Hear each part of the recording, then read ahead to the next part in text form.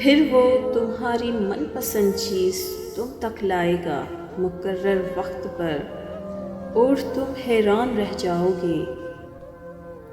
اس نے انتظار کی گھڑی بس تمہاری حفاظت کے لیے بڑھائی ہے۔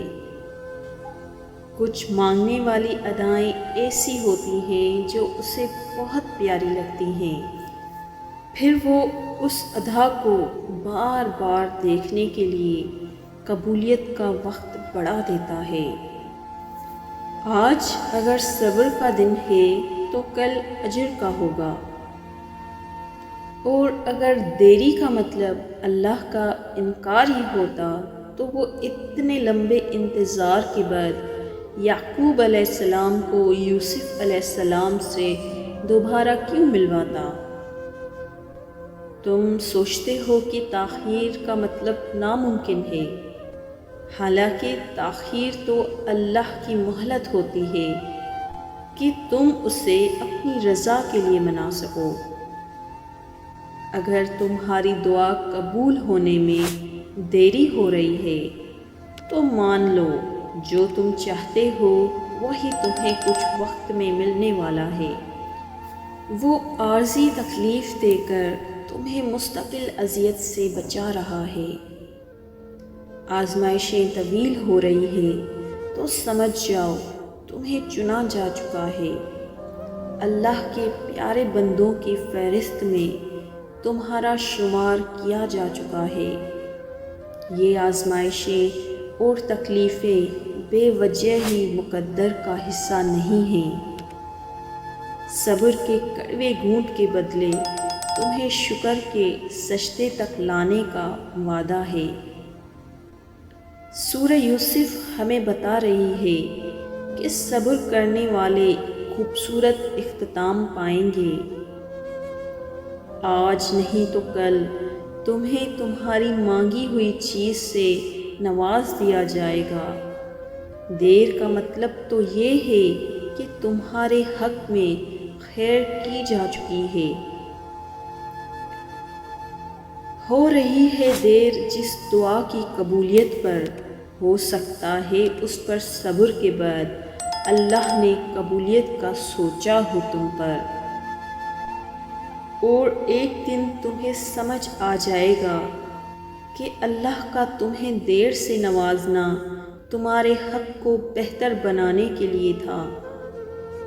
اللہ نے کہا ہے کہ ہر تاخیر کے بعد خیر ہے۔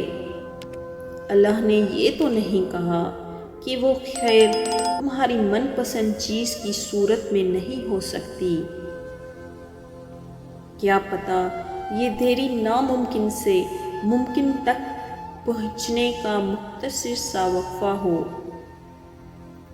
جلد بازی میں وقت کی رفتار بھول جاتے ہیں، یقین رکھیں تو اس کا مقرر کیا گیا وقت ہمیں بہترین نوازنے کے لیے ہوا کرتا ہے۔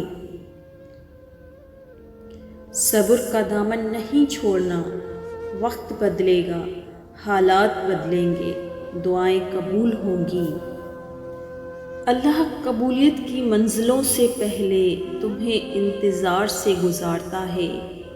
وہ آزمائشیں اسی کو دیتا ہے جسے وہ انعام کے لیے چن لیتا ہے۔ مسلسل دعا دلیل ہے کہ قبولیت کی گھڑی جلد ہی آنے والی ہے۔ یہ آزمائش کچھ وقت کی ہے، پھر وہی ہوگا جو تمہاری دعاؤں میں ہے۔ تو پھر یہ مت سوچو کہ یہ انتظار سزا ہے تمہاری۔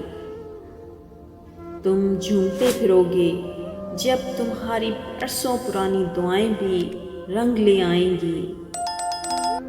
آسمان پر اللہ جانتا ہے کہ اس کا بندہ انتظار کر رہا ہے، اور یقیناً وہ آپ کو مایوس نہیں کرے گا۔ اگر اس نے اتنے صبر کے بعد بھی اپنے بندے کے لیے کوئی صلہ نہ رکھا ہوتا تو وہ زکریہ علیہ السلام کو عمر کے بالکل آخری حصے میں اولاد سے کیوں نوازتا؟ بے شک اچھا وقت صبر مانگتا ہے۔ کیا پتہ اس نے تمہیں بار بار سننے کے لیے قبولیت کا وقت بڑھایا ہو۔ اور اگر اس ویڈیو نے آپ کے دل پر تھوڑا سا بھی اثر کیا ہے تو اسے زیادہ سے زیادہ لائک اور شیئر کریں۔ شان سے جئیں اور اپنوں کا مان رکھیں۔ انٹل نیکسٹ ویڈیو، اللہ حافظ۔